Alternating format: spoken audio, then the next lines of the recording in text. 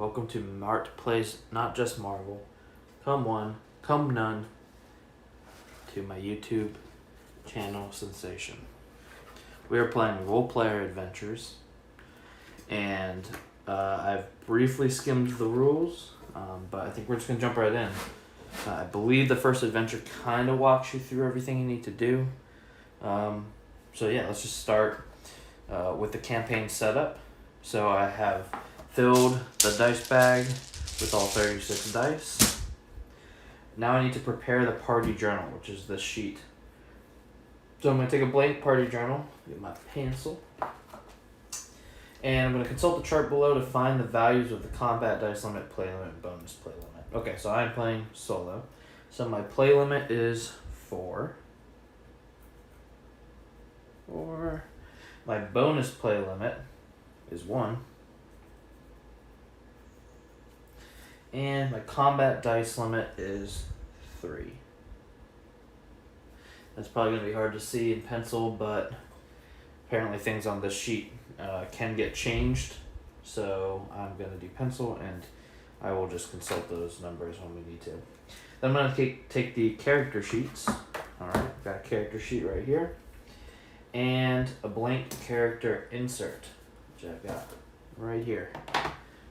And I'm going to take one of these sheets and slide it into my insert here. Let me do this gracefully off screen.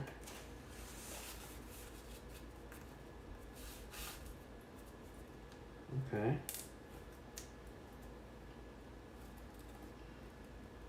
Look at that. The deed is done. There everything's lined up. Beautiful. Alright. So that the colored bars show through the slots. Excellent. Then we record our own name in the corresponding space. Alright. Mart. Then I'm going to select a pre-generated character.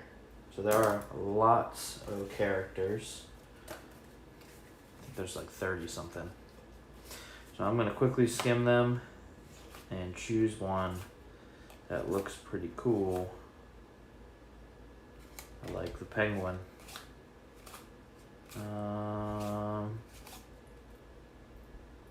That dude looks pretty cool too. Ooh, I like that. I like that. I gotta get one like human or elf or something, just to throw into the mix. I should pull out 6 and I'll roll a d6. Ooh. Oh, the lion. Oh, these are cool. Ooh. Okay. 1, 2, 3, 4, 5, 6. Do it in that order. I'm gonna roll a die. 5. 1, 2, 3, 4. All right. That is our character. So I think that is. I'm not sure if I need one of these. I'm assuming it's a Minotaur. Put those back. So I place the portrait in the portrait space on my character sheet. Alright.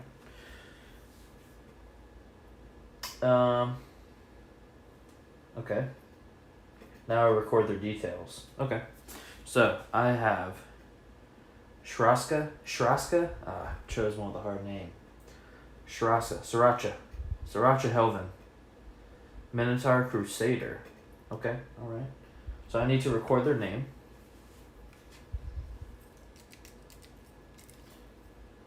Alright. Skraska. Name, race, Minotaur.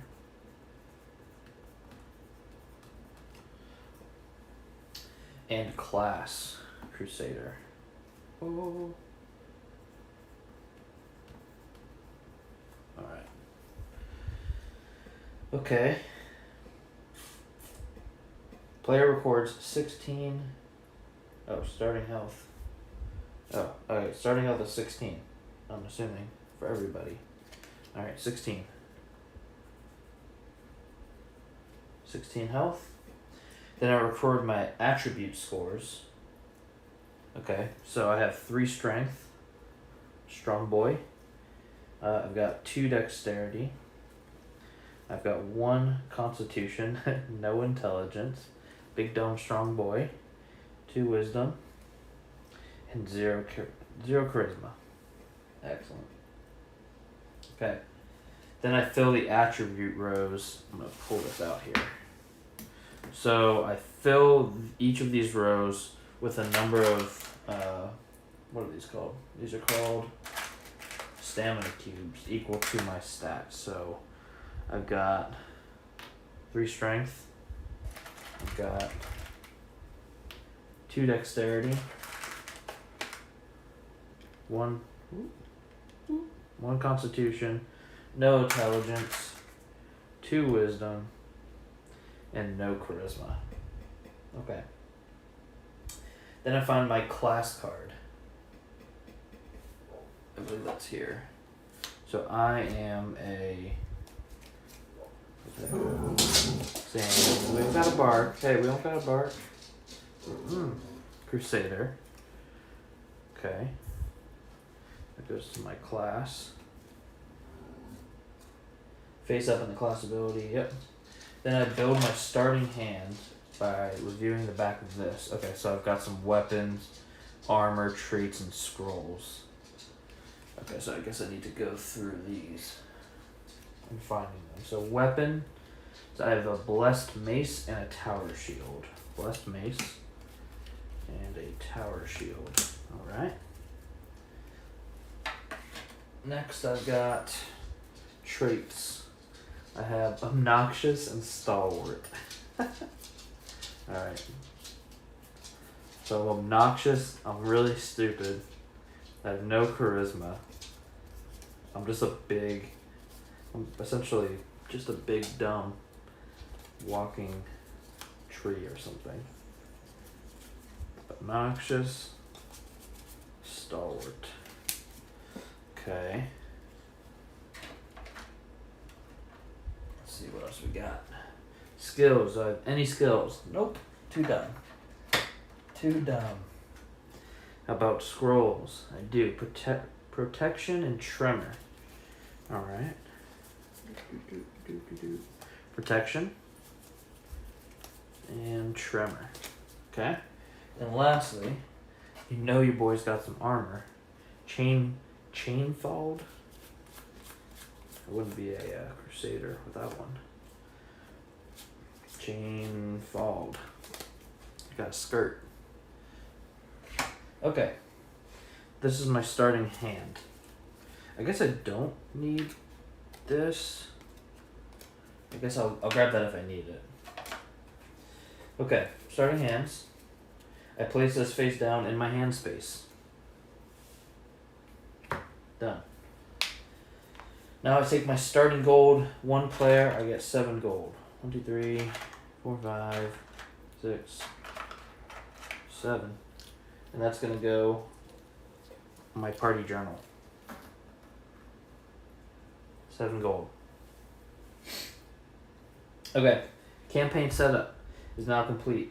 So, now normally you would go to the adventure setup, but with the Kickstarter version of this, it came with this backstory guide. Look at this thing, it's a monster.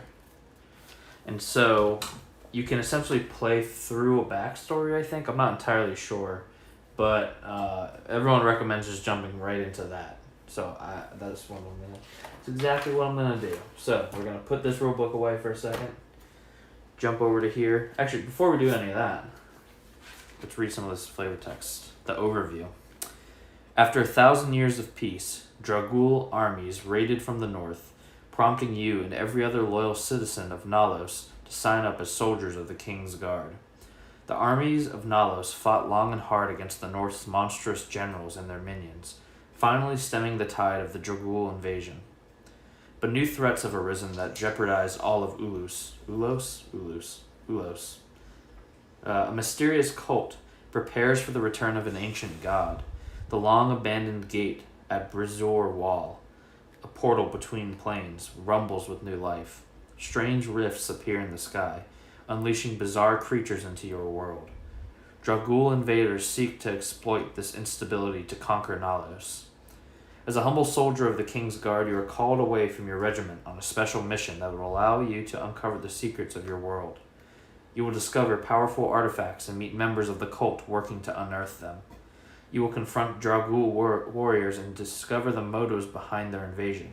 And you will encounter strange beings from other planes who threaten to disrupt the very fabric of your universe. Alright. So, that's the backstory of that. And now we're going to read the backstory of the backstory. Because why the heck not? Overview. Nefros, the snake-faced goddess of judgment. Is this her on the front? Here she is on the front. Nefros, snake-faced goddess of judgment, rules over the realms of dreams and memories. She observes all souls in the planiverse to discover their true nature and reward them accordingly. But Nefros is not the goddess of retribution. She does not bring order to the lawless or punishment to the wicked. Instead, the scale-faced one assesses mortal hearts and empowers their owners with appropriate gifts. Okay, so basically, Nefros is going to judge each character in our party of one. We're going to make personal choices that are woven through a storyline of our campaign. You have to ignore my pup. We got some barking neighbor dogs and triggers her sometimes. There is a note here that says some of these backstories are deeply serious. So we might have some trigger warnings. Okay, campaign setup. So after the campaign setup, which we've done, we're going to follow these additional steps. We're going to give each player a backstory board and backstory board insert. So here's the backstory board. And we need the insert paper, which I will again do off screen. Okay, there we go. Randall, enough. Each player records the name of their character's backstory in the top space above the line of their backstory board. Okay, so our backstory here is devoted. It says, oh, sorry. Randall, come on. Come on, Bubba, come lay down. We'll have to ignore the barking. Alright, devoted. Your only son has been stricken with a grave illness. You have set out with the intent of doing everything in your power to save the life of your boy. Alright? Alright, one sec. I'm going to take a mini pause to calm my dog. Oh, she might be done. I hear her clacking her way back. Come on. Clack your way back in. Let's go. Here comes a clack attack. Lay down your bed, Bubba. I know, I hear them. They're not behaving like you are. They're behaving. Good girl. Okay. So, I need to record devoted in here. And I record that here. Personal title. Or no. Yeah, devoted. Alright. I've got to save my boy. Okay. If playing with a pre-generated character, find the backstory name at the bottom of the reverse side, which I've done. Okay. Each player takes the backstory marker and the alignment marker in their class color. Alright, so my class color is white. So, I'm going to take this white cube here and the white backstory marker, which I'm assuming is this gray one. Okay. Done. Each player places their alignment marker in one of the alignment spaces at the bottom of their backstory board. If playing with a pre-generated character, I place it in the center space. I place it here. True, neutral. Okay, so we've got good up top, evil on the bottom, lawful to the left, chaotic to the right. Okay, so I'm just true, neutral, hanging out right in the middle. Then I find the introduction to my backstory in this book and read it aloud, recording the adventure, number, and map location of each of their backstory encounters on their backstory board. Okay. So, dual backstories, 1 to 2 players. When playing with 1 or 2 players, each player may take on a second backstory. I think I won't, just for the sake of not extra rules. So I'm gonna flip to devoted now.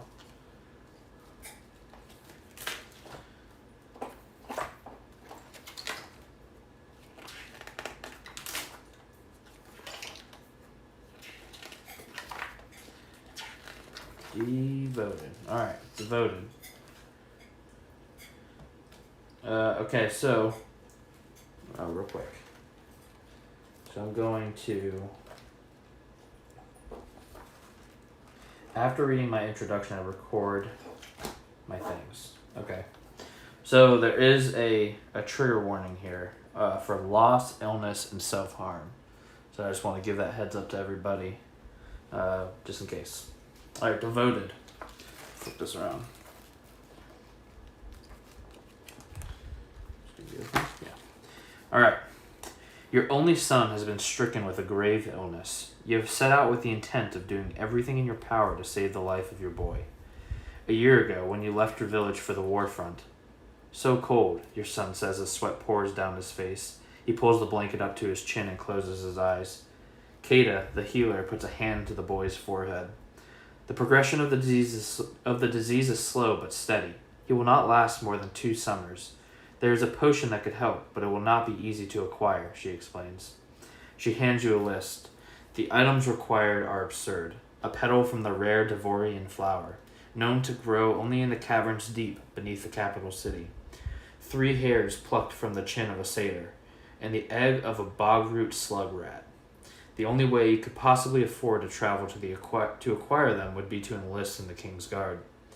The woman next to Kata, who you'd assumed was the healer's apprentice, pulls back her hood to reveal a serpentine face. Kata does not seem to be aware of her presence. There are many steps along your present path, the woman tells you. In the face of this challenge, it is your choices that will define you. With that, she disappears in a wisp of smoke.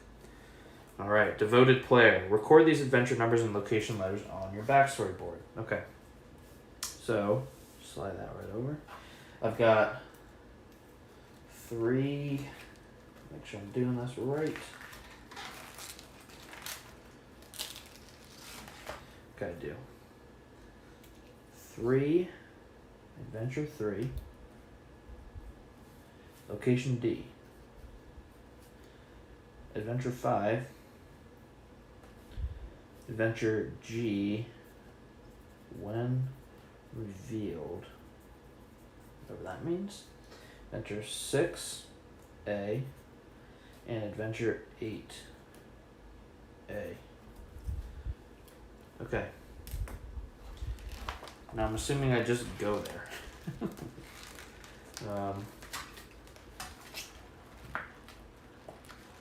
Oh no, I see. Okay. Okay, so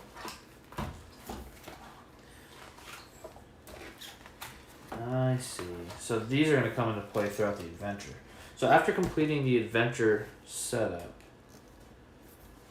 so now I believe I'm going to go to the adventure setup before I can jump back to this. So let's put that aside for now. Jump back to the adventure setup. Adventure setup. Once campaign setup is complete, follow these steps when starting each adventure. Prepare the party journal. Yes, I've done that. Here we are. Oh wait, although I do need the rest token. Ready side up. I actually think I'm gonna need this space over here for the map. So we'll put that there. Slide these over here.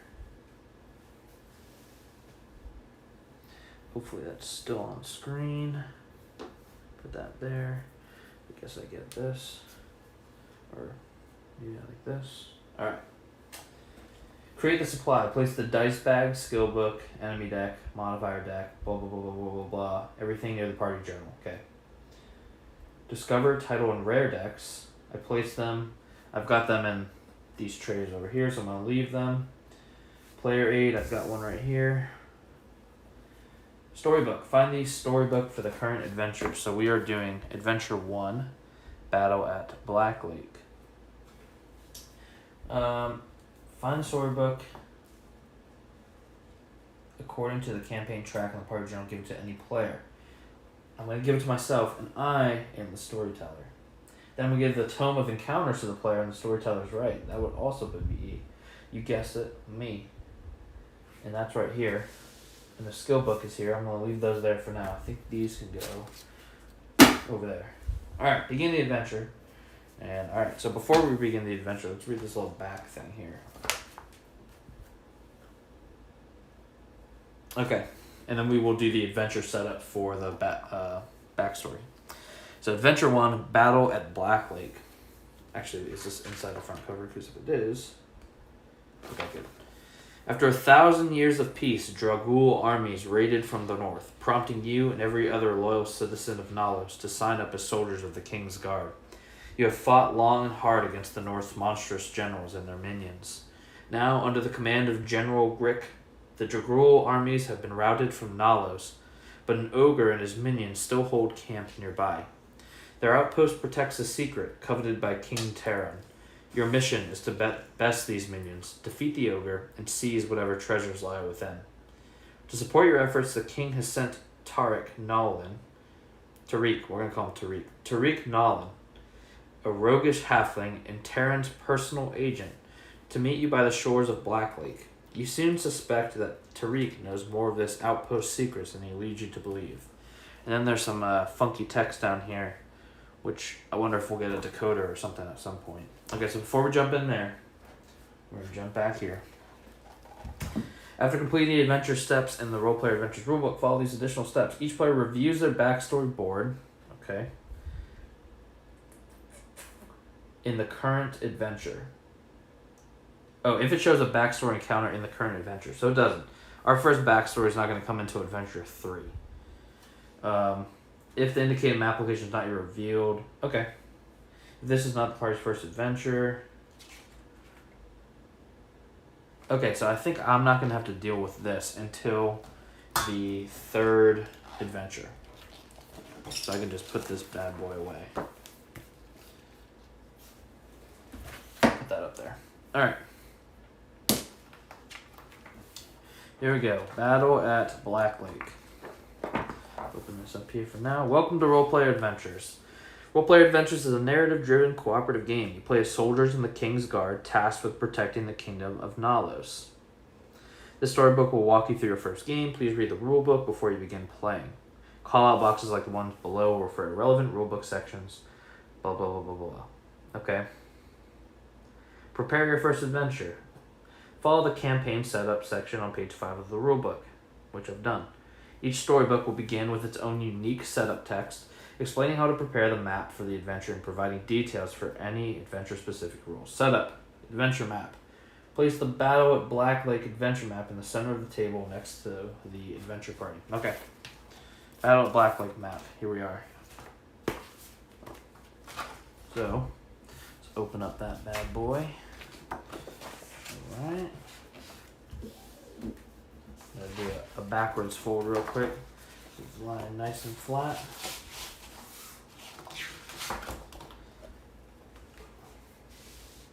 And hopefully, all of that can fit on the screen. I think I'm going to move my board back over into the middle, like that.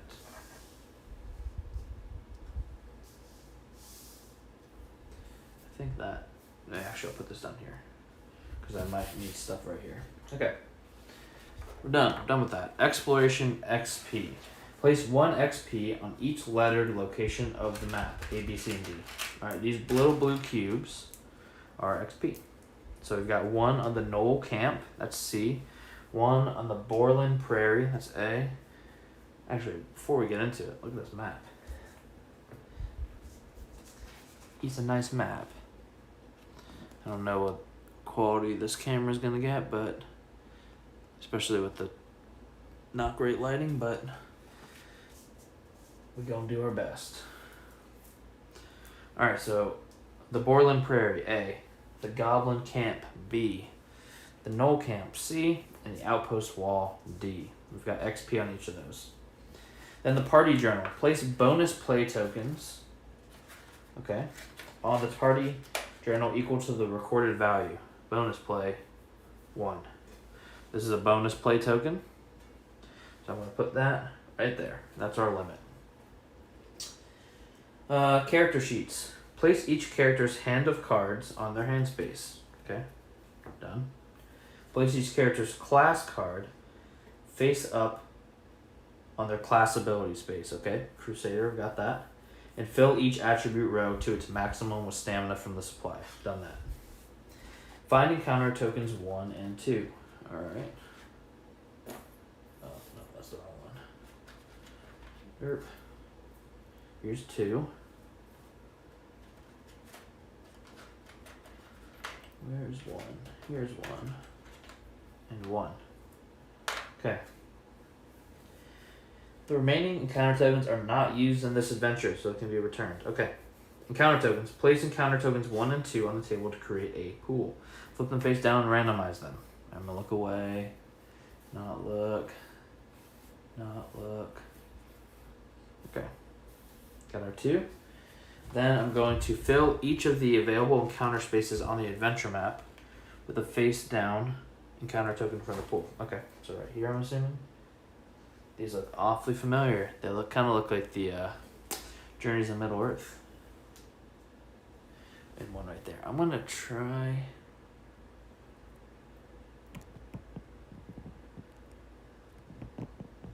Just straighten it out maybe a little bit.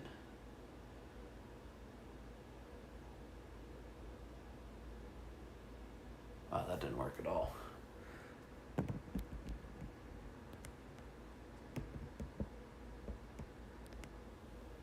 Sorry, I'm just trying to adjust the camera a little bit.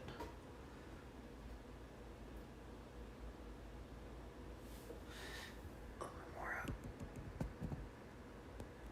Hopefully that's not too far. If it is, then I'm going to get up. No, that's pretty good. That's pretty good. Good enough. Alright, your adventure begins. As a King's Guard soldier in the regiment of Commander Zalek, a dark elf, you have fought a long war. The Dragul, a coalition of northern tribes, invaded Nalos, your homeland. After many battles, you have driven off their hordes, but rumors spread through the camp of a new Dragul plot. One night, you are summoned to Commander Zalek's tent, where you find him arguing over a map with General Grick, an orc. A gold coin marks the southern city of Sebek. A vial of elixir marks a swamp to the west. General Grick raises an eyebrow when you enter. So, you're Zalek's best? He asks, looking you over skeptically. We have a special mission for you, but first a question of strategy. Zalek wants to take your regiment south to investigate a threat to the capital, says Grick, pointing to the coin, then pointing to the vial. I think we should push west and capture a powerful Dragul agent in the swamps. What say you? Alright, so we've got 2 options.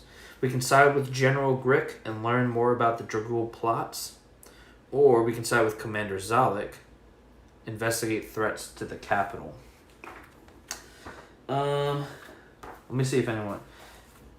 Robbie, if you're here, let me know, and we can make some choices together. If not, then I am going to choose. Oh...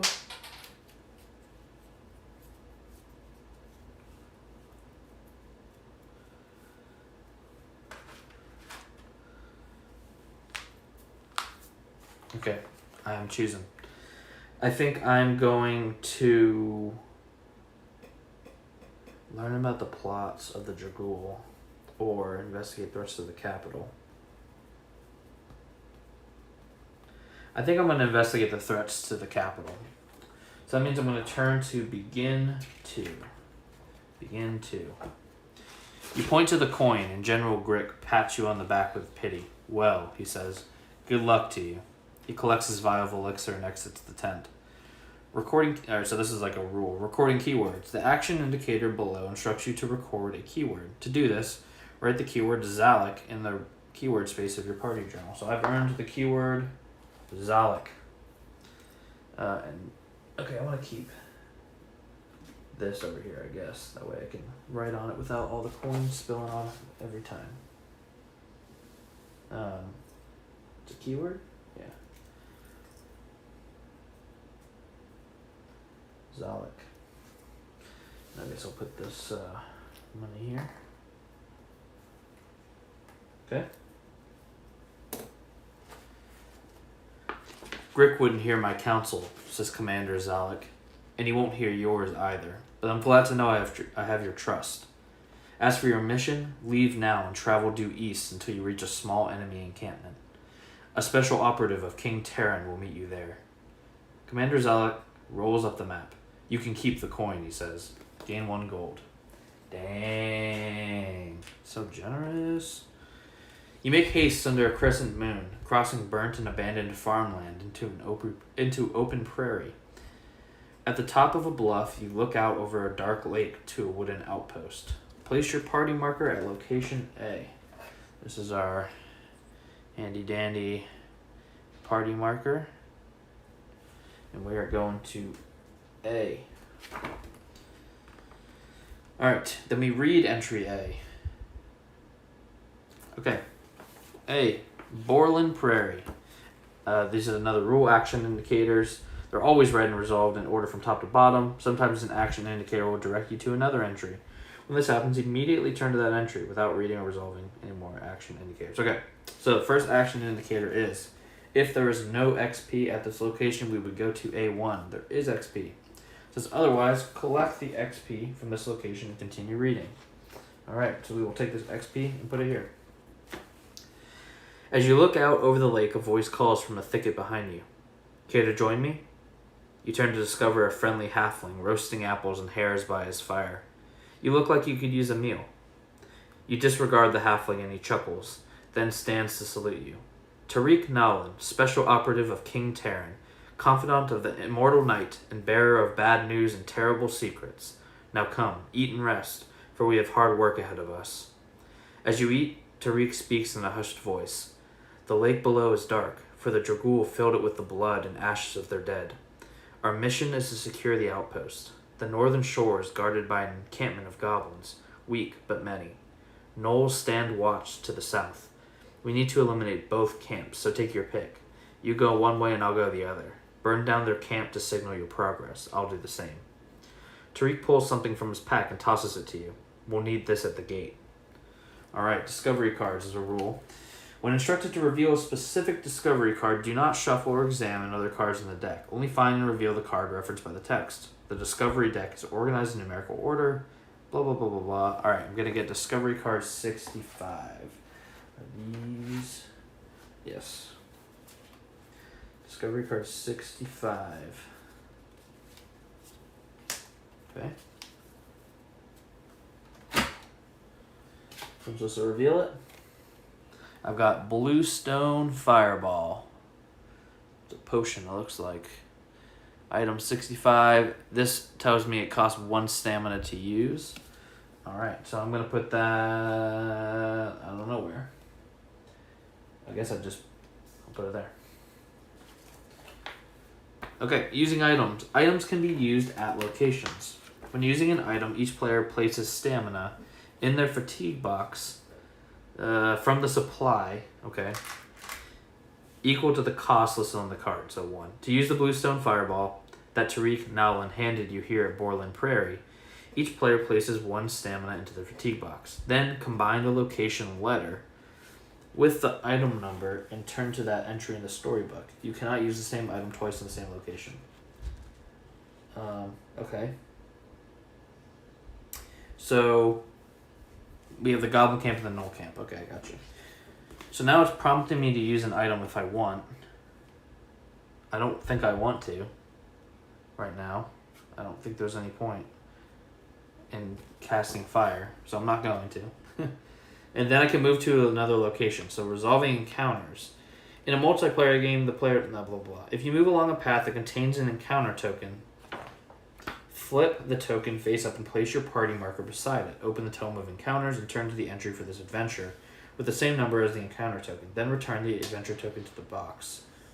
Okay, so I need to decide, because I can move to another location, I need to decide if I want to go to the Goblin camp or to the Gnoll camp. And I think I'm going to go to the Gnoll camp. So on my way, I stop at the encounter, and I'm going to flip it. So I've got encounter 2. So I'm going to pick up this big old book of encounters. I'm going to flip to adventure 1, and I'm going to look at adventure 1-2. Alright.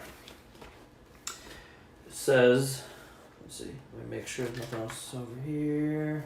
Okay. Now that you've found the entry that matches your encounter token, remove that token from the adventure map and return it to the box. Sure. Okay. Alright, it says, by the faint light of the crescent moon, you make your way through a grove of ancient trees. You discover a thin line of twine running across the path and up a tree, where rusty pots and pans hang from the branches. The forest around you is laced with these tripwires. Any false move will alert the Dragul to your presence. Well, that's not good. Alright, the choice indicators below offer a choice between 2 skill checks. Each shows which attributes will be used to resolve the skill check. Once you've made my choice, I turn to the corresponding entry here in the Tome of Encounters. Okay, so if I want to disarm the trap, that costs dexterity or intelligence, which I'm not particularly good at. Or I can carefully sneak through it, which is dexterity and wisdom, which I am better at. So let's do that one. So I'm going to go to ADV 1-6. Okay. You do your best to creep your way past the many tripwires that the Dragul have set up on their path to their encampment. Okay, skill check. The box below initiates a skill check. To complete a skill check, all players will work together to cover every dice slot on the skill check row with a die that matches the indicated color and number. You'll first build your dice pool, then play cards to manipulate your rolled dice. Okay, so basically, I'm doing a skill check of Stealth 1. So this is the skill check book, the skill book, and I'm going to go flip to Stealth. Here we are. This is Stealth. Here's the picture, and then I'm gonna flip it. Ooh. Alright, and I'm gonna flip it to here, that way I can place it up here.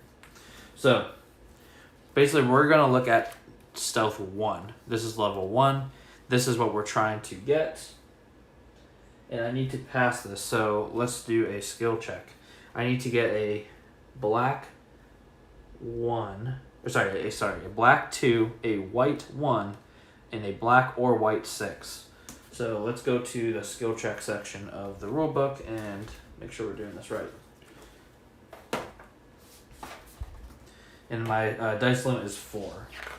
So, skill check. Open the skill book to the page. We've done that. There are no modifiers, so I'm not going to draw a modifier card. Build the dice pool. Review the skill book page, so the skill it is 4. And now basically I can spend stamina at a 1-to-1 ratio to get if I want certain types of dice. So I think I do that by, if I want a black die, essentially, dexterity is black, I will move 1 stamina into my fatigue, and then I get to go find a black die and add it to my pool. And I'm going to do the same thing for wisdom. And I will pull a white die. And now, I can do that as many times as I want or can afford. But I think I'm going to stop there. And now, for the remaining 2, I just draw randomly. So I've got 2 more black dice. I was lucky. Alright. So after I've got my dice pool, I roll the dice. Got this handy dandy dice roller here. Okay, so let's pull these out. I've got a 6 white, a black 4, and 2 black 3s. So now I can spend cards in my hand up to my play limit of 4. Now some of these cards have this white arrow here.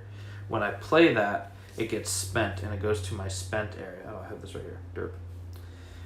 I don't get those back at the end of this skill check. I'll have to rest to get these back. Anything without that, though, I can spend and then I just get it back after this skill check. So that's pretty nice. So, I need a, oof. So this would give me 2 more red dice, I'm assuming. I think the icon's back here. Yeah. So I could draw 2 red and roll them, which isn't going to help me. Draw green and roll it, which isn't going to help me. This is reroll a die. Oh, wait. I think this is reroll a red or white die, which isn't really going to help me. This one here is treat a die value with a 1 or a 4 as if it's any color. So that's not going to help me. Turn any die into a pink or a white. Not going to help me. This is increase or decrease up to 2 blue dice by 1 each. 1 die can be increased while the others decrease. Not going to help me. And the Blessed Mace. Decrease a red or white die by 1 or 2. It's not going to help me. And I do have my Crusader I can use. It says reroll all white dice in the dice pool, or reduce the amount of stamina added to your fatigue box at the end of this round of combat. Alright, I'm not doing combat. So this isn't good. I don't think I can do this. So I can place this white 6 there. Now you still want to fill as many as you can, because there are these blue cubes underneath that you get XP if you do it successfully. I just don't think I can get any of them. Crap. I mean, at this, if I'm gonna get this back, this one doesn't give me any XP, so I guess I might as well try and re-roll this. I got a 5. Okay, I think that's a fail. So, this is my discard. Then I would gain rewards for all covered dice slots, which there's none. Return all dice and modifiers. So dice go back. There are no modifiers. Return all cards from the discard space to your hand. Flip the rest token over. If it were face down like this, it would be flipped back up. Review the current storybook and resolve the outcome. Okay, so I failed. Failed hard. Let's go look at that. Fail. I triggered the alarm. Alright, so I gotta go to 112. With a tremendous racket. I am big and dumb, so it does kind of make sense. With a tremendous racket, pots and pans rain out of the trees around you. Surely every Dragul in the camp is alerted to your approach. Oh well. Nothing to do but charge ahead. You can only hope that the rogue is having better luck on his side of the lake. Alright, record the keyword alarm. Oop. Oops. Alright. Got the keyword alarm. Tariq is handling his side of the lake. Remove the other encounter token from the adventure map and return it to the box. Okay, so this is gone. Okay. Continue. Advance to Adventure 114. Okay. Before heading to the camp, you take a moment to catch your breath. The crescent moon reflects eerily off the glassy black surface of the water. Rest. It says the first choice indicator below gives you the opportunity to rest. You should now see that section. You should rest now so that you can learn how it works. All right, let's rest. See page 11 of the rulebook. Let's do it. Rest. Okay. Spend 1 or more XP. Alright, let's spend the XP. Each player draws dice from the dice bag equal to the amount of XP spent. 1. I'll draw 1 die. Roll it. Oops. Roll it. 6. Each player rolls their die and returns stamina from the fatigue box to the supply. Alright, so I get to return 2 fatigue. Basically, if this fatigue ever hits my health, 16, I die. So that heals me. Then I fill my attribute rows up to their score. So my dexterity goes back up by 1. And my wisdom goes up by 1.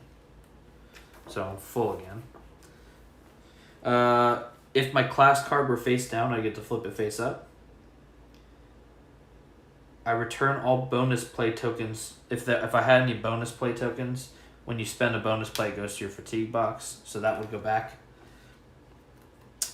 I return all cards from my spent. So this is if I had played any of those cards with the up arrow, I get those back. And now I flip this face down to indicate I cannot rest again until that's flipped face up. Alright, I've rested. Now it says move to the next location on your path. Alright, let's go to the Knoll Camp. Knoll Camp. So I think this Book of Encounters is done for now. And I think I'm going to slide this over just a little bit to try and get some of that glare out of the way. Not much I can do, unfortunately. I'm done with the skill book.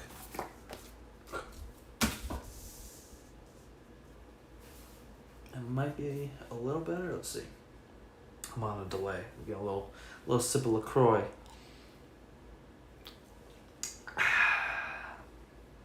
Yeah, it looks a little bit better. Okay.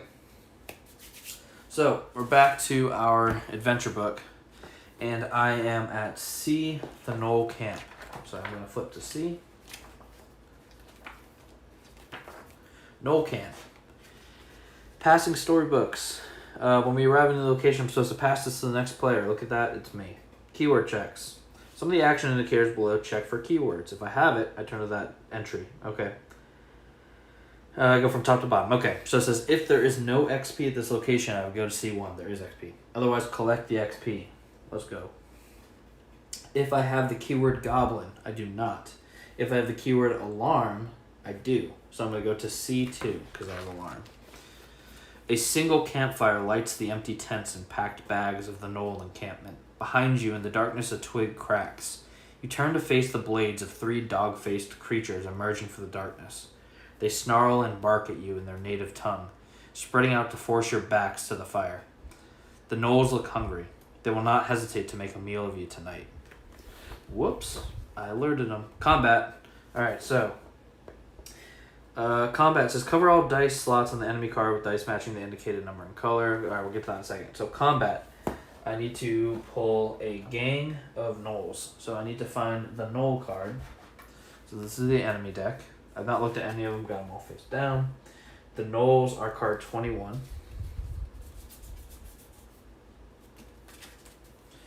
And what's cool is that while there's already a ton of enemies, there are modifier cards. So this is a gang of Knolls, so I need to find a gang of... And this is now going to modify this. I wonder if... let's do this. A gang of Knolls. Alright. That looks good enough. So gang of Knolls, I need to now fight them. So let's look at a combat. So here we go. Combat. Each combat can last for up to 3 rounds. So I'm going to take a round marker and place it on the first spot here.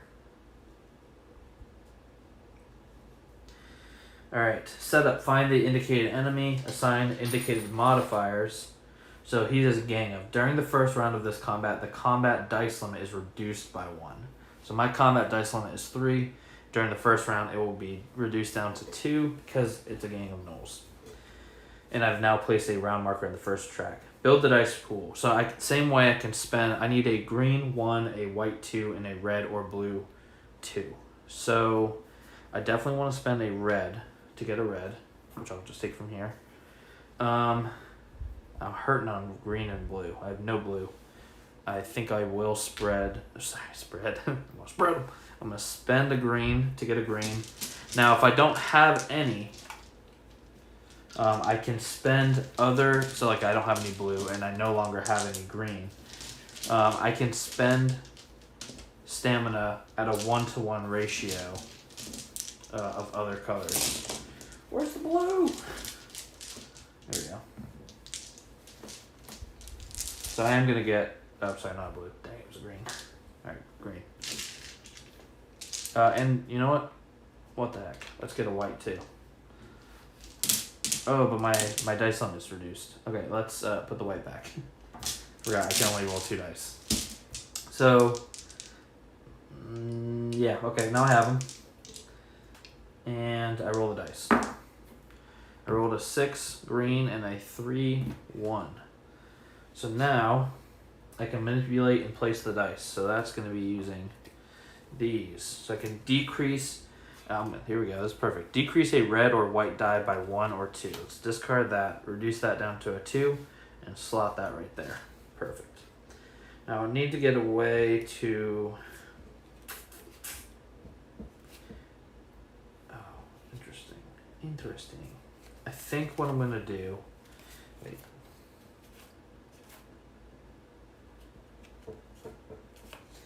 I can change any color into a white.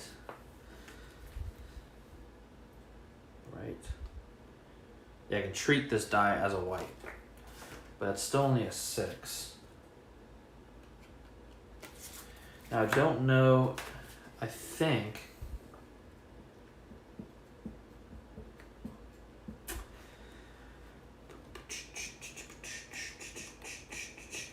Because it's treated as a white, I could play this chain fault and re-roll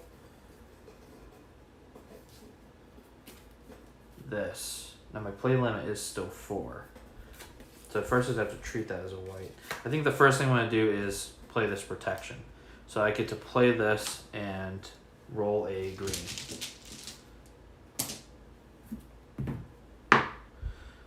Jeez!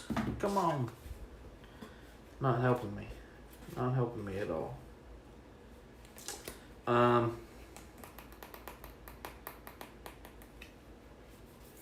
Yikes.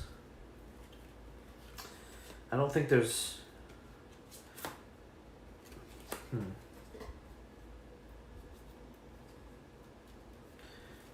Yeah, I'm not going to play anything else because I can't get these. So, what's my Crusader? Reroll all white dice in the dice pool, or reduce the amount of stamina added to my fatigue box at the end of this round of combat by 5. That sounds pretty good. Well, I'm going to get 3, 6, yeah, I'm going to get 7. Yeah, let's do this. So I'm going to save that there. Okay. Place dice on the slots. Okay, I've done that. End of round. Suffer counterattacks for uncovered dice slots. So, I've got 2 uncovered dice slots, and it looks like they're each going to hit me for 6 damage. So, I'm going to flip my Crusader to reduce that by 5, and only take 1. Okay. Now I apply the round track effect. So I look at the next one, it's to take another fatigue. And then I move this over. So I have to beat this in 3 rounds. I return the remaining dice back to the pool and start a new round of combat. Okay, so I need green and white. Let's take 2 white. This time I can have 3. I don't have any green, so I'm going to spend a red to get a green. I want to beat this fool. Alright. Nice. Okay. Alright, so I've got the 2. I need a green 1.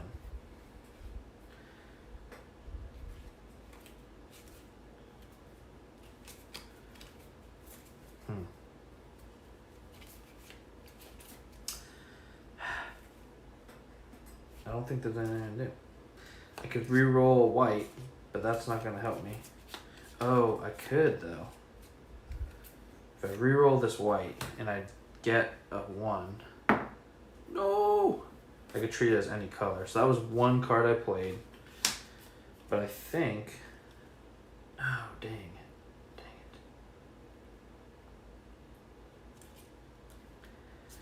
it. I could add 2 red dice, hoping I roll a 1. If I roll a 1, I can make it any color. That's all my cards, pretty much. Let's do it. So I spent that.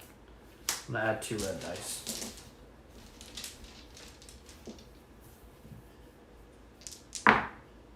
Frick. Frick. Another 2 and a 4. Frick. Frick. Okay, I don't think I can do it. Okay, so this goes to my spent, and this goes to my discard. I don't have that. I'm going to take 3 more fatigue. So at the 5, take 2 back. So I'm at 10. I'm at 10 out of 16. And then I lose an XP. And I'm in the final round. These get returned.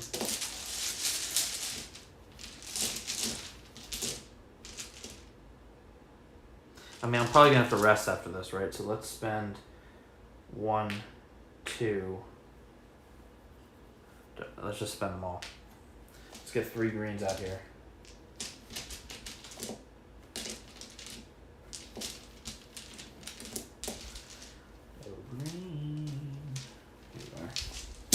So I need to get, I just have to roll a 1. Yep, baby! Let's go! Alright. So because I filled it up, I immediately, and I go to end of combat. So I gain rewards for the covered slot. So I gain 1, 2 XP. Return all dice. Round marker. Enemies and modifiers. Okay, so this is going to go back under G.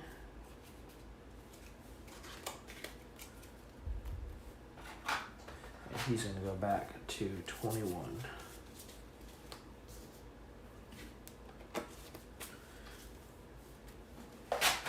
Then I return all cards from my discard pile. Flip the rest token. So now I'm allowed to rest again. Review the current storybook entry, and I resolve victory. Let's go. Victory. I drive them away from the camp. C3. The gnolls retreat from your blades and flee back towards their homeland in the north. As they run, you set fire to their tents. By the light of the burning camp, you find something the cowards left behind. Reveal discovery card 86. Okay.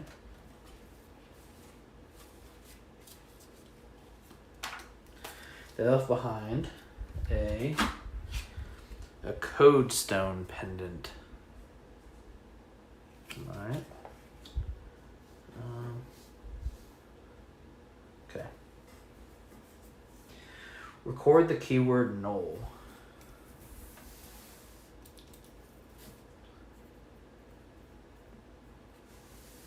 Okay. Another fire rises from across the lake. You trust that Tariq is making good progress and will meet you at the fortified gate ahead. Alright, item combinations. It says when a choice indicator offers you the opportunity to use an item, you may also choose to use 2 items at the same time. To do so, combine the location letter and both item numbers with the lowest number first and turn to that entry in the storybook. Each player places stamina into their fatigue box from the supply equal to the total cost of both items. I don't think I want to do that. I think now I have an option to use an item, so I think I just want to light up this fire. Right? It's a codestone pendant? I don't see how that would... Oh, it cost me 0, though. No, I don't want to light it on fire. So this cost me 1 stamina. I'm 2 away now from dying. And now I turn... Where do I turn? C65? Oh, I see. C65. You examine the bluestone fireball in the darkness of the burnt gnoll encampment. To uncork this bottle would release a great explosion, which would be of no value here. What? Wait, what? C65? To uncork this bottle, release a great explosion. Gross. What? Okay.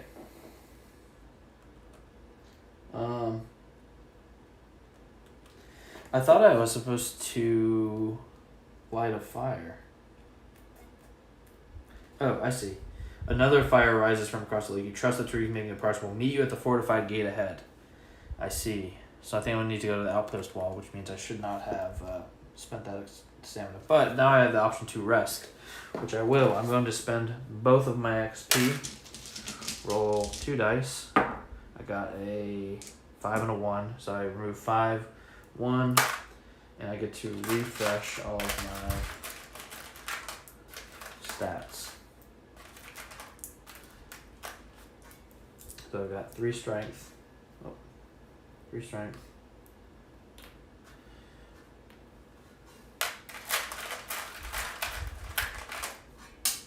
Whoa. 2 dexterity, 1 constitution, 2 wisdom. Okay, I think that is it. Oh, I get to flip this over. Oh, and let's look at my picture here. Keep thinking I'm a lion, I'm not, I'm a minotaur. Oh, I could have used another item. Should I just, before I rest, should I look at the Codestone pendant?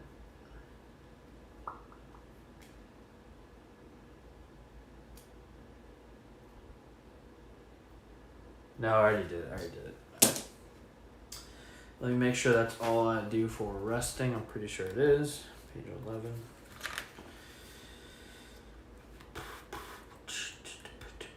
Oh, I do get my spent cards back as well to my hand. Okay, cool. So now I can move to another location. Let's do that. Let's move to the Outpost Wall. So now I'm going to flip to D, Outpost Wall. If you have the keyword open, I do not. If there's no XP at this location, there is. Otherwise, collect the XP from this location and continue reading. You approach the fortified outpost as the moon sets, leaving you in utter darkness. Behind you, twin fires burn on either side of the shimmering black lake. You feel your way across... So I guess I lit the fire. I guess. Maybe I read that and I just...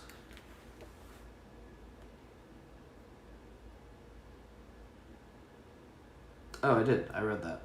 Derp. Wait, did I? Oh yeah, set fire to their tents. Okay. Now I'm here. I'm there. So I shouldn't have used that item, but that's okay. You approach the fortified outpost as the moon sets, leaving you in utter darkness. Behind you, twin fires burn on either side of the shimmering black lake.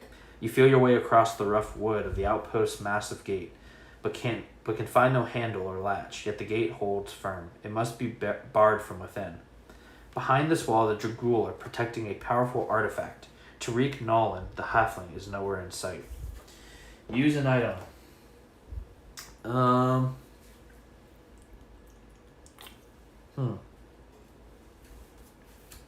I mean, I could burn down the gate if I want. I could burn down the gate,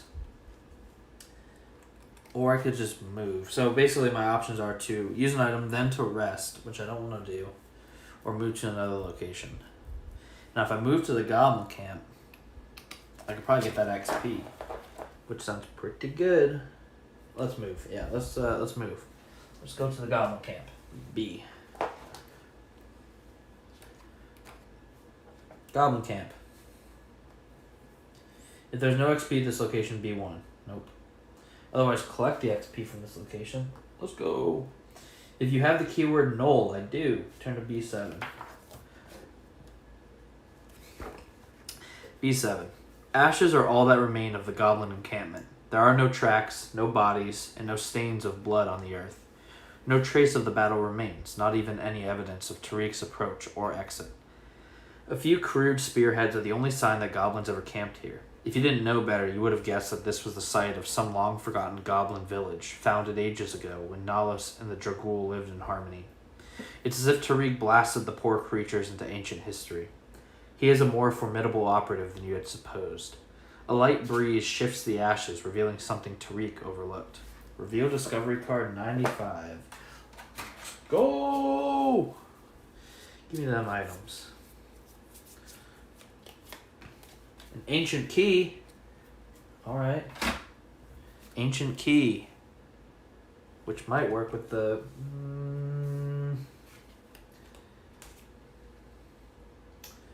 I don't know if it's going to work with the coded pendant. But you better believe I'm going to try. Use an item. Oh yeah, they both cost 0 stamina, so let's try it. So I do the lower number first, so I would do B, 86.95.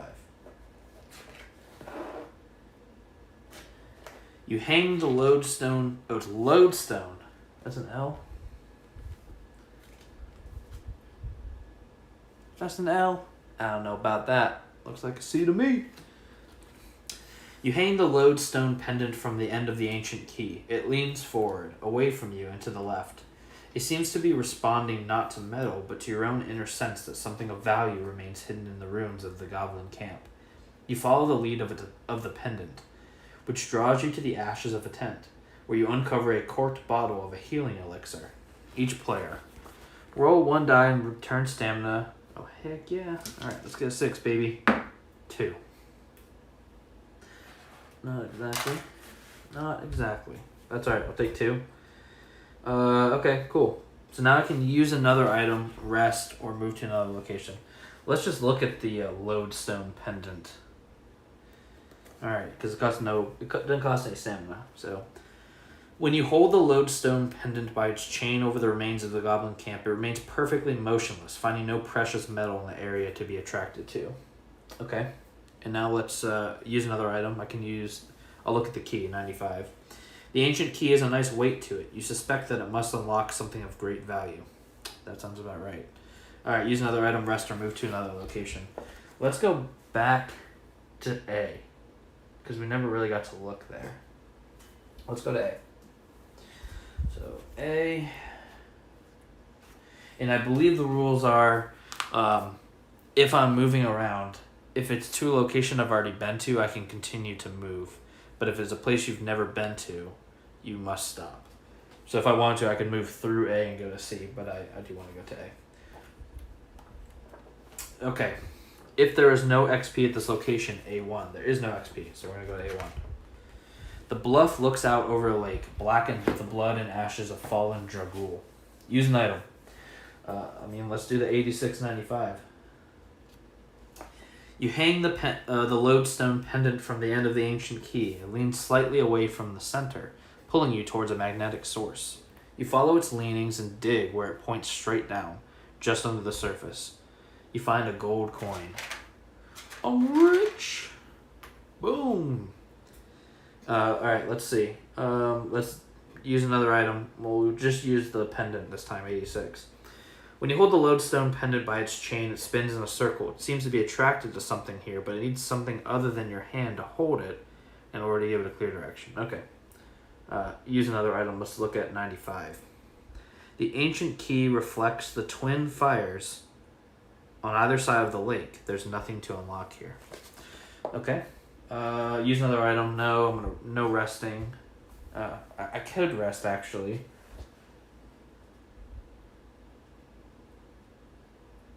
No, I can't rest. I was supposed to flip this because I rested already.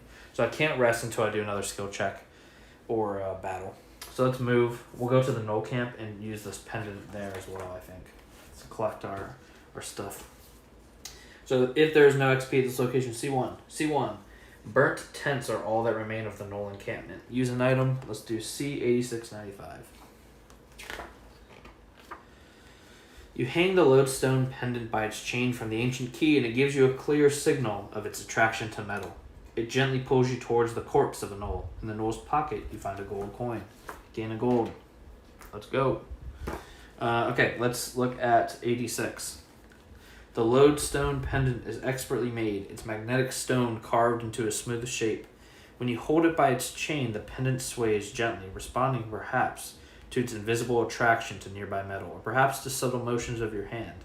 If you had something else to hang it from, you could get a clear signal of its attraction to metal. Okay, so that's kind of hinting you, I just got lucky and used the key. It didn't do what I thought it was going to do, but I got lucky. Alright, let's look at the key. You examine the ancient key in the Knoll encampment and decide to look around to see if there's anything here it might unlock. The Kicking through the ashes of a tent, you uncover a small chest. The key doesn't fit, but you manage to spring the lid open anyway with a bit of force. You find a diary inside. On the last page, you read the poor creature's despair at the prospect of losing this war. Apparently, the northern lands have already been destroyed. The Dragul have no place to call home. Gain 1 XP. Sad Dragul. Alright, use another item. No. Move. Alright, let's go fireball this gate down, I guess. Let's go to D. If I have the keyword open, which I don't, if there's no XP, go to D1. Alright, D1. The outpost's massive wooden gate is barred from within. Inside the outpost, the Dragul are protecting a powerful artifact. Tariq Nalan, the halfling, gave you something that he said you would use at this gate. So I'm assuming the fireball. But before we do, actually it might be the key. Before we do, let's use the pendant. 8695. You press the lodestone pendant and the ancient key against the gate, hoping that they will magically give you passage, but the gate does not move. Okay, let's just try the key. Try the ancient key on the gate. There's no lock for the key to fit into. It is a fortified outpost gate, held in place by a heavy bar on the inside. Okay, let's shoot this fireball then. So that does cost me a stamina. You uncork the bluestone fireball at the base of the fortified gate and run for cover. A thunderous explosion tears a wide, flaming hole in the wall, giving you passage through. Rules. Map cards. The second action indicator below tells you to reveal discovery card that's on item. Okay, I think we'll get to that later too. Record the keyword open. Open.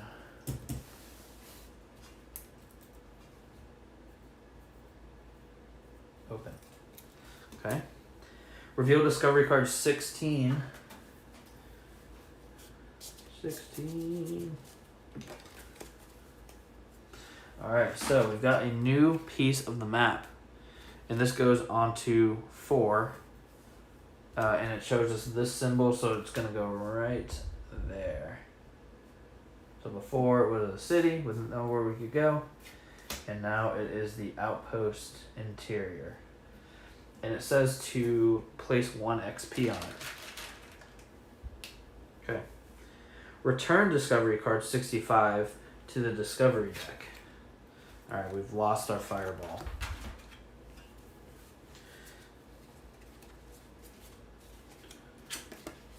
Okay. Now I can rest. I still am not allowed to rest, and I can move to another location. Let's go. Let's go to the interior. E. Outpost interior. If you have the title Revealer of Secrets, I don't. If you have the title Rogue's Accomplice, I don't. If you have the title Aid to Ogre, I don't. Otherwise, collect the XP from this location. And continue reading. You pass through the smoldering hole and enter the Dragul outpost. Its massive wooden walls are solid but roughly constructed. They enclose an open space, empty except for a single chest of white metal and a gray-skinned ogre who stands before it with an iron club. The ogre shouts in the Dragul language. It's gibberish to you, as if he were making all the sounds but none of the sense of Nalos common. Between his angry cries, he smashes the metal chest with such force that it shakes the ground about you. But the chest only rings out a remarkably pleasant tone. It remains unbroken, undented, and firmly in place. Enraged, the ogre approaches you, shouting and swinging his club wildly. As you watch his outbursts, you catch a glimpse of something moving in the shadows behind him. Tariq Nalan, blade drawn, carefully approaches the ogre from the other side of the outpost. Ooh. Okay, faction tracks. It says, at this location, the choices you make will affect your standing with 3 major factions. So we have 3 major factions here. The King's Favor, the Starlit Door, and the Dragul. So I'm going to get the 3 favor tokens and place them here. Here. Place them on 0. Whoops. Got no favor. And now I need to make a choice. Do I want to attack the ogre, or do I want to try to understand what he's saying? Try and understand what he's saying. I need intelligence and wisdom, which I'm just not smart. I'm just a dumb brute like you, ogre. So I think it's going to be a Minotaur v Ogre fight. So let's attack the Ogre. Go to E2. The Ogre throws himself at you with all the ferocity of a cornered animal. He swings his iron club wildly and races towards you. Combat. Tog. Who's number 52? Tog. Alright. Battle of the Brutes. Here we go. Slide that up. We got Tog here. We need a round cube here. And these can go in. Alright, let's go. So I need a 3 blue, a 4 white, a 5 red, and a 6 green. Okay. Wow. Well, I'm probably going to rest after I fight him, so I don't mind spending that much. So let's spend a red for red. Now my dice limit is 3, so I can only have 3. Actually, I can add reds for free. So maybe I don't do that. Maybe I take a white. I can't get a blue. So if I can't get... Let me make sure I read that right. If I don't have any blue.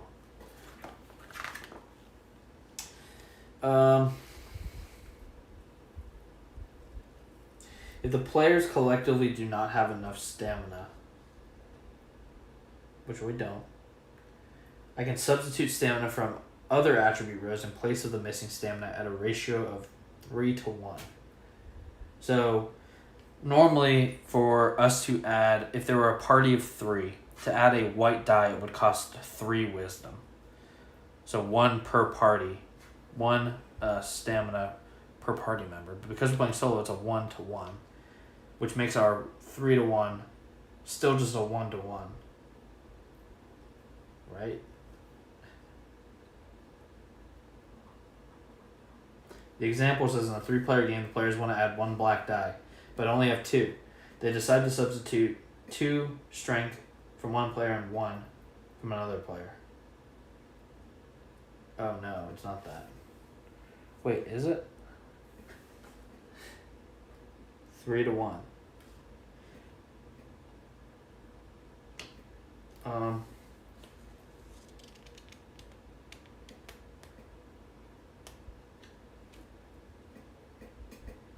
I don't really understand what that means.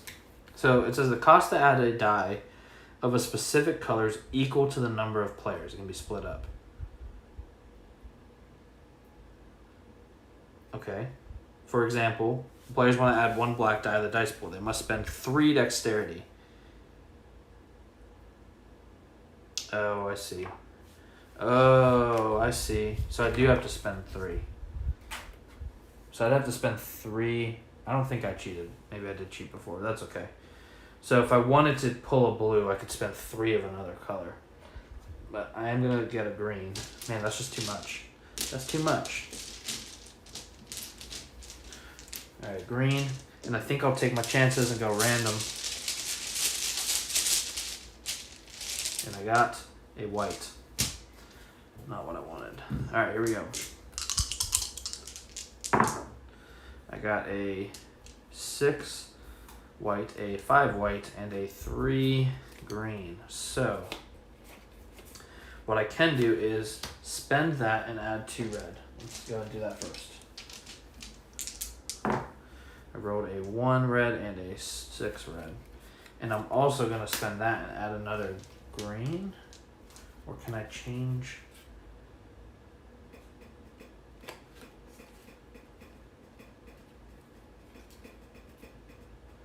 Yeah, let's add another green. I rolled a 1. Okay. So that's 2 cards. I'm going to turn any 1 or 4 into another color, or treat it as another color. So I'm going to treat this 1. Oh wait, that doesn't help me. Nope. I will do this. Decrease a red or white die by 1 or 2. Let's decrease this by 1. Make it a 4. And then as my fourth one, I'm going to play this. So this one's just discarded as well. Change any color and treat it as white. Oh, as white. That's not what I want either. Crap.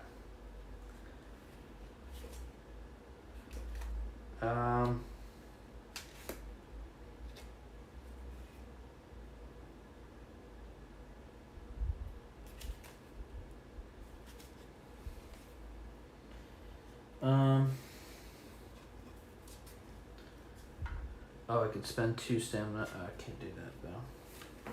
Do I re-roll a red and? I wonder if instead of decreasing this by 1, I decrease this red by 1.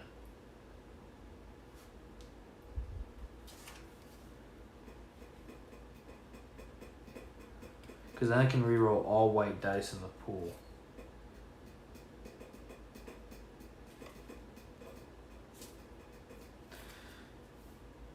Yeah, let's use this.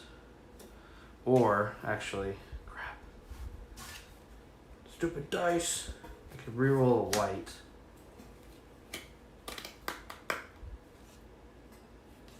I could treat a 1 or a 4 as any color, which doesn't help me. Because I'm going to have to take 3, 6, 7, 8 damage. But I can reduce it by 5 and just take 3.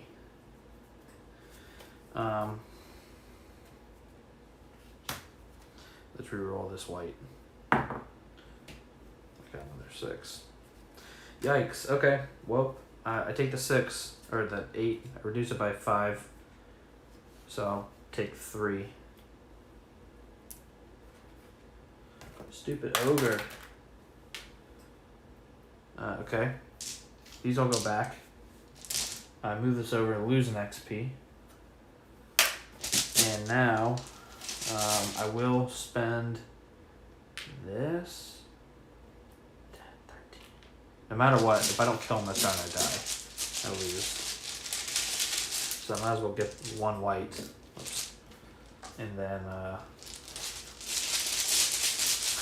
need a green and a blue. Purple and a black. Exactly what I needed. Exactly what I needed. Let's go. Oh no. It's terrible. I can't do anything. That's it.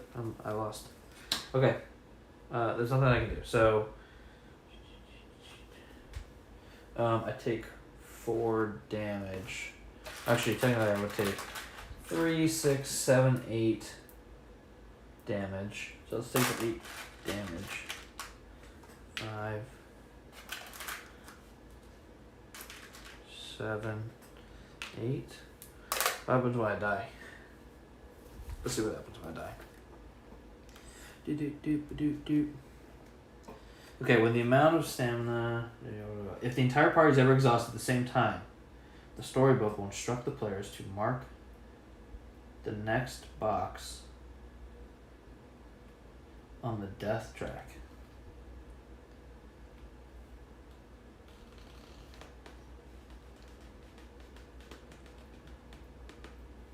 The storybook.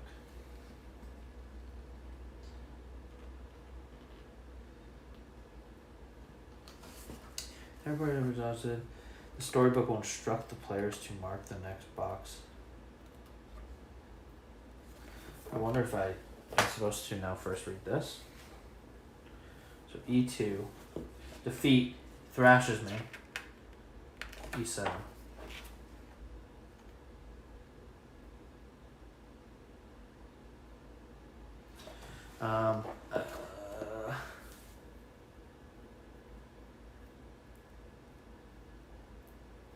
I think I'm supposed to mark it. And I read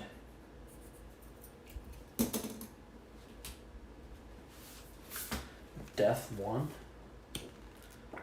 Oh, death. It's in the back. Death 1.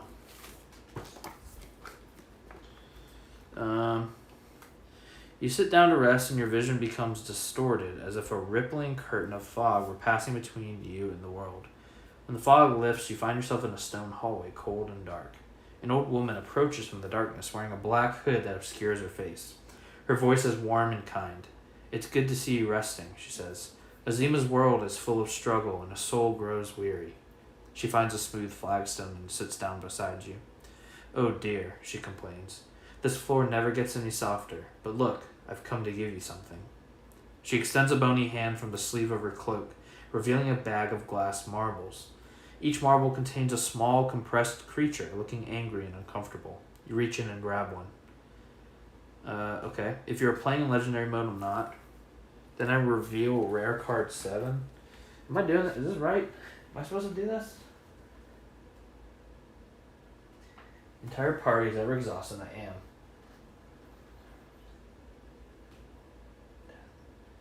It says, what the heck?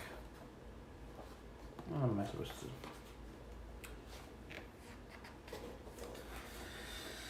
do?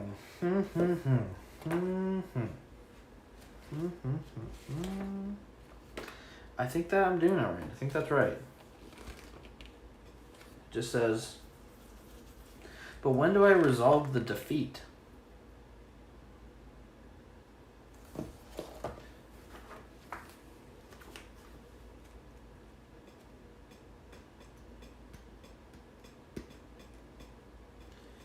It just says, if any of the dice slots on the enemy card are not covered, or if the entire party is exhausted, I am exhausted. I guess we read the defeat first.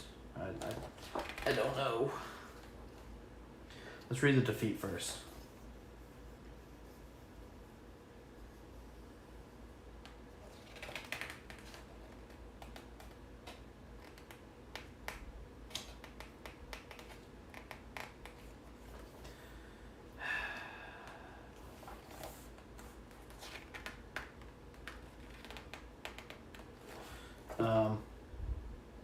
Yeah, I guess.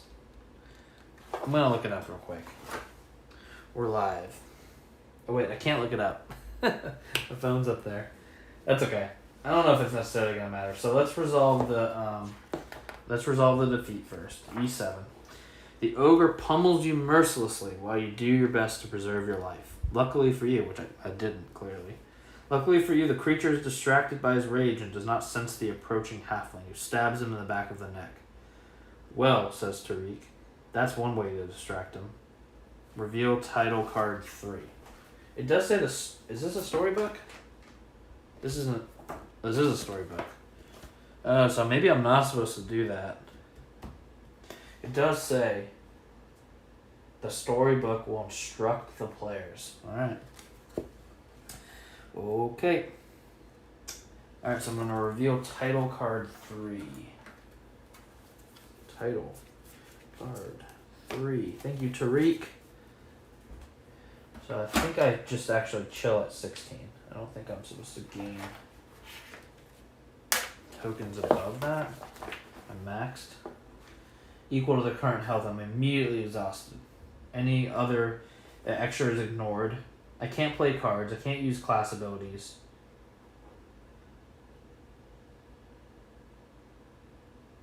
So I still gain the rewards, even though I got defeated. So I still get 2 money. I still get the 2 money. I return these cards. I return the dice. Sorry, I'm doing this all wrong. Doing it all wrong. He goes back. 52.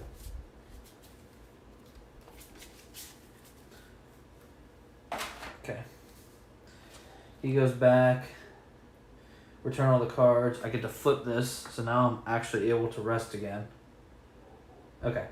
Okay. Yep. So now I'm resolving it. Tariq. Well, Tariq, that's one way to distract him. Oh, hey. Rogue's Accomplice. At Black Lake, your mission with Tariq Nolan ended with the death of an ogre.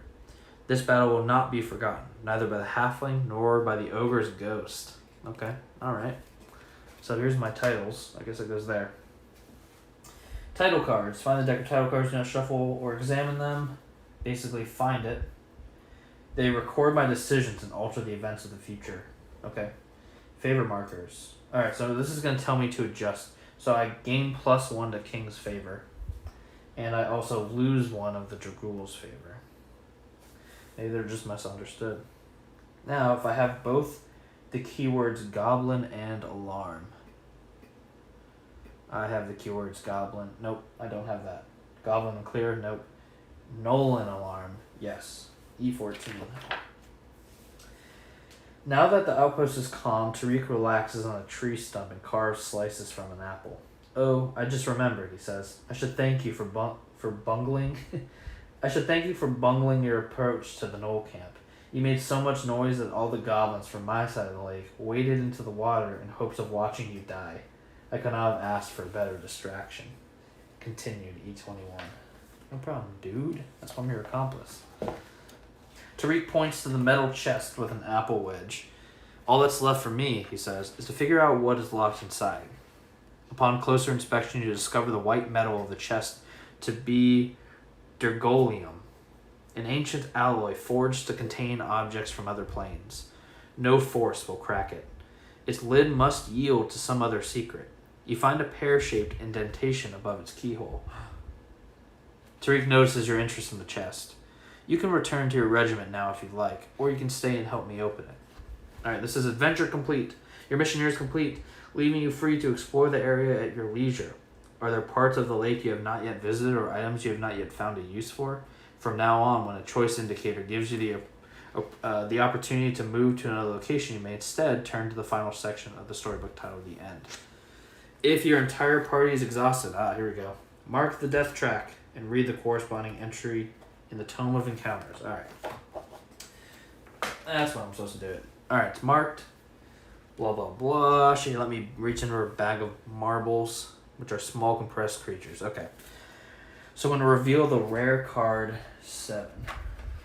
Rare. 7. Friend of Confinement. This is my friend of confinement. And a little marble. I'm assuming I just get this.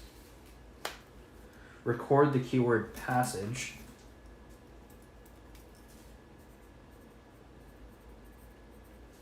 Okay. Recover. Roll 1 die.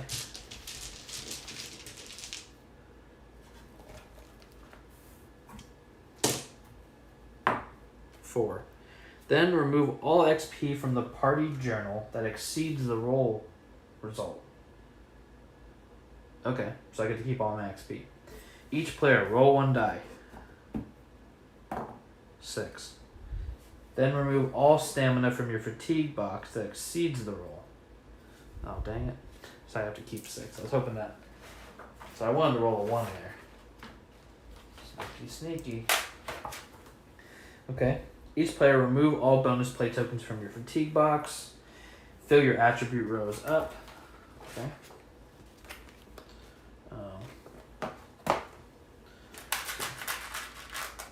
So I need 2 in wisdom and 1 constitution. Okay. Return all spent cards to my hand. Alright. Flip our class ability up. Okay. If I've just completed an encounter, move to the next location on your path. I haven't. So now I have to read the base entry for the location instead. Okay. So now I go back. I'm at E. So I read location E.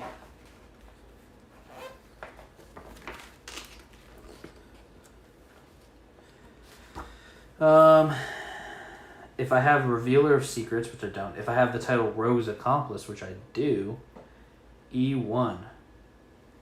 The ogre's dead body lies near the closed Dergolium chest. Tariq waits nearby, consulting some papers, which he tucks away as he greets you. Alright, use an item. You better believe I'm about to use this lodestone pendant and ancient key for E8695. You press the lodestone pendant to the pear-shaped indentation on the chest and insert the ancient key.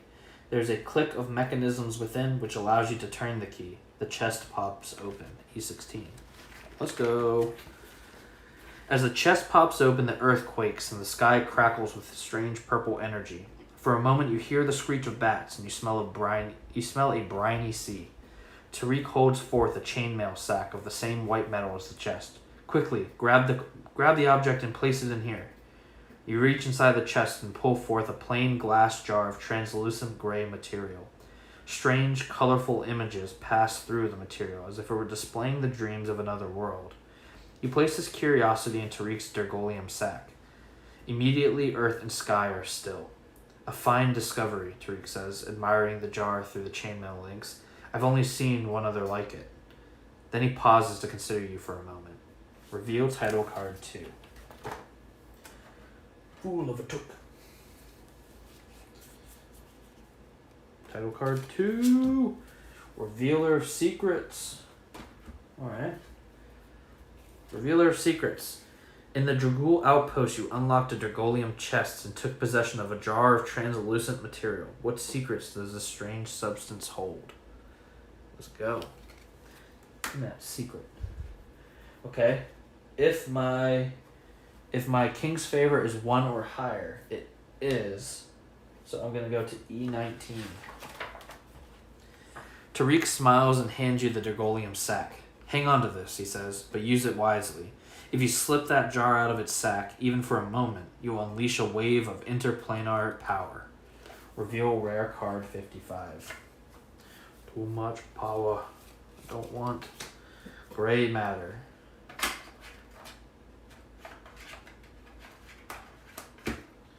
I got gray matter. Alright, that's a new card. Let's go. Rare cards. When your party discovers a rare card, discuss which player will add the card to their hand. Me. With every decision by the party, attempt to reach consensus, blah, blah, blah. Alright. Tariq pulls several empty Dergolium chainmail sacks from his pack and hands them to you. Consider yourself recruited to the cause, he says. There are Dergolium vaults hidden all over Nalos, each holding an object of great power. We cannot let them fall into the wrong hands. By the king's order, we must gather as many as we can, and with haste. Okay, I can rest. Maybe I do rest. Do I rest? I just don't know if I want to spend XP yet. I'm at full. No, let's not. So move to another location. I think I've done everything. So I think I'm going to go to the end. The end. Your mission at Black Lake has ended, and Tariq Nowlin wishes you Godspeed as you return to your regiment. My own mission takes me elsewhere, he tells you, but I have a feeling we will meet again. As you travel back, you have time to collect your thoughts and puzzle over the things you've seen. It says, which titles did you earn? Read each section below that matches the title card you have. Okay, I have Rogue's Accomplice. The slack face and limp body of the slain ogre appear in your mind. You have put an end to many Dragul invaders during this long war, but for some reason this ogre's death left an impression. Of all the Dragul that you have killed, he was the only one who ever tried to communicate with you. You find yourself wondering what you might have learned from him if he had lived. Whoops. And Revealer of Secrets. You wonder about the power of the jar that was hidden in that Dergolium chest. How could such a small object shake the earth and rend the sky? Strange images floated through the material inside it. The jar must be an illusion, or else from another plane, for nothing like those images exist anywhere in Ulos. Alright, conclusion. Am I supposed to go to conclusion? I think I am. Conclusion. If you have the keyword Zalek, I do, go to N1. Upon your return, you find your regiment preparing to march. Orders to move west, a soldier tells you, to the swamps. You report to Commander Zalek, who greets you somberly. They are off on one fool's errand and you another, I'm afraid. He hands you a letter from King Terran. It seems the king's hometown has been attacked by a giant troll, and he wants someone to bring him its head. That someone will be you, says Zalek. I'm still concerned about cult activity in the capital, so I will wait for you there. Zalek nods and bids you farewell. You head toward the coast. After a 2-day march, you can smell brine in the air and hear the call of gulls.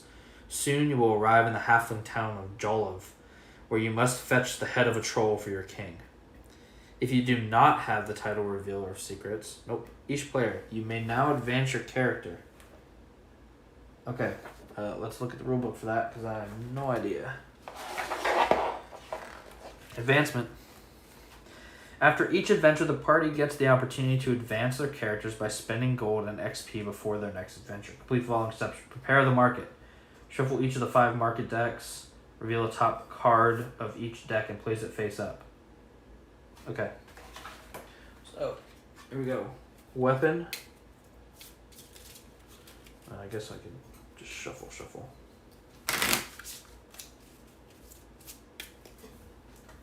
Put that die back. So we've got a jeweled dagger. Trait, is that one? Traits, yeah. Our trait to buy is greedy.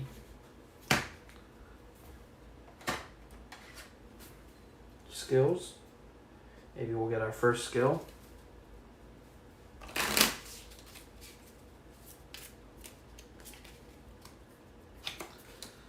Entrap. That looks cool. Scroll.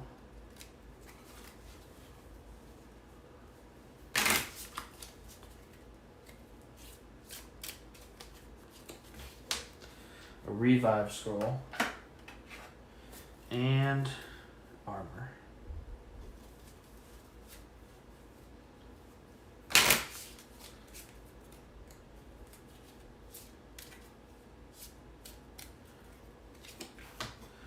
Ooh, a chain elm. Okay. Visit the Adventurers Guild. The players can now spend XP at the Adventurers Guild to train their characters and strengthen the party in various ways. The advancements and their XP costs are listed below. Players can spend XP on the same advancement multiple times. So it can increase a character's health by 1. If our current health is less than 25, it costs 1 XP. If it's more, that costs 2 XP. Increase our combat dice limit by 1, which means we need to spend the current combat dice limit plus 5 XP, so can't do that. Bonus play limit by 1, same thing, 1 plus 5. And mastery level is indicated by our mastery track. So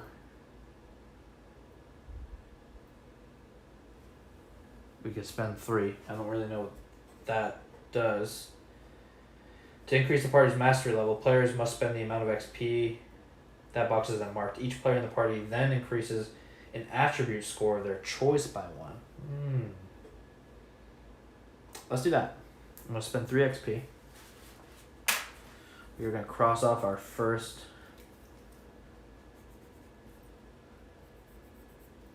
And our attribute score limit is 4.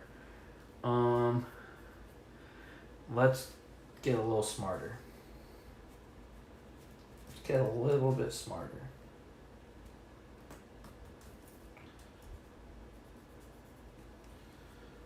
Okay, our intelligence is now 1. Okay. Then we're going to visit the market. We can use gold to buy and sell cards at the market. Choose one of the available market cards, return gold equal to the cost, then add to the buyer's hand. Or we could sell cards from our hand. But for each card we sell, we only get 2 gold. And only cards with a cost, so we can't sell this one.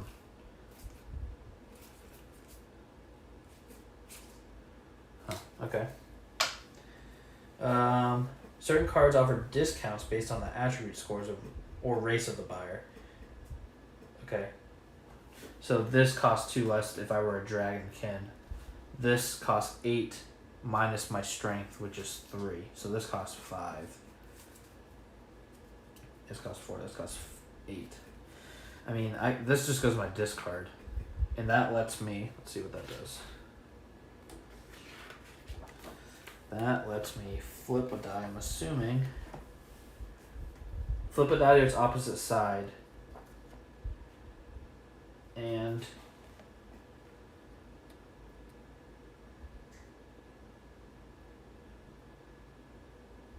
I think it's flip a 1 or 4 to its opposite side, is what it's trying to say. So that means if I have a 1, a 4, I could also get a 6 or a 3. So that's pretty good. That means I can make a die. Yeah, let's do that. So that cost me 5. 1, 2, 3, 4, 5. I will take that. Alright, what do we got here? So when I play Chainmail, I can play any number of additional chain armor cards. They don't count against my limit. I already have 1 chain card. So that means I get essentially to play both of those and it will only count as 1 towards my play limit. I kind of like that. So I will buy that for 4.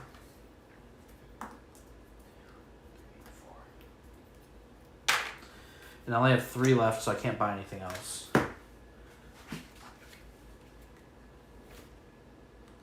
Okay. So I think I'm done. Doesn't say what to do with the cards when I'm done.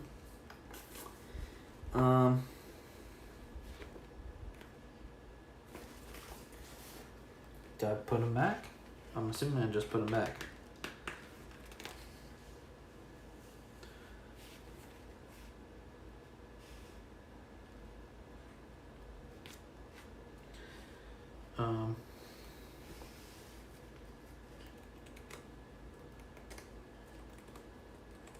I guess I do have 3, so I could sell a card to get this. That's a black or a pink die. I'm just not, or a purple. Just not. Oh man, I could turn any color into. I'd have to sell. I have 3. I'd have to sell 2 cards for that. No. Yeah. Okay, that's it. So I guess these go back. Scroll. Trait.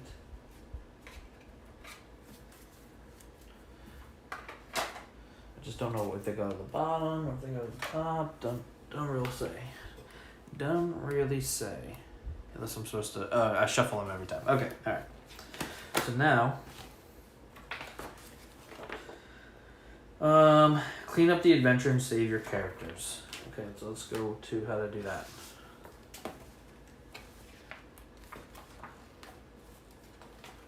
Saving campaign progress. After each adventure, the party must save their progress.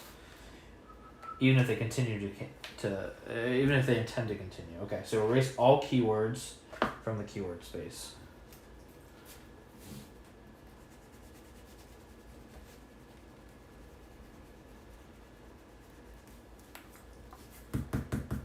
Okay. Return all map cards and item cards to their discovery deck. Okay.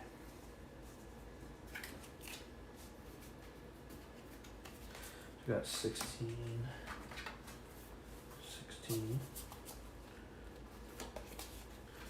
86,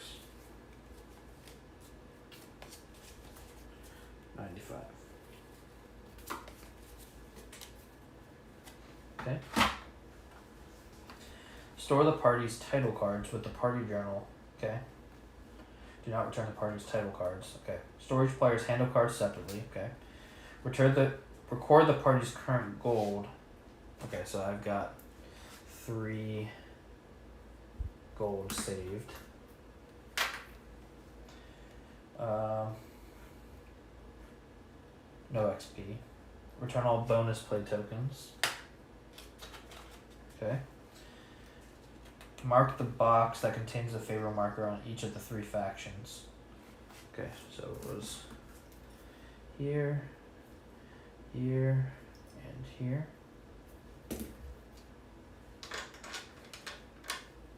Okay. Mark the box on the campaign track that corresponds to the adventure. So we're on finished 1.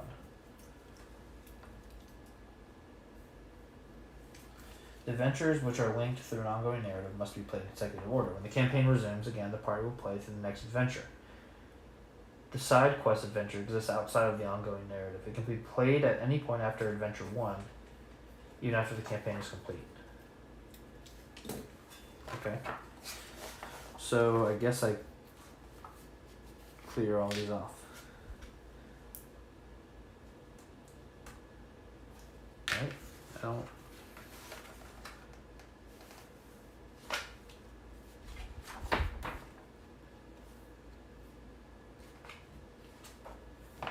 Yeah, I guess I start fresh every time.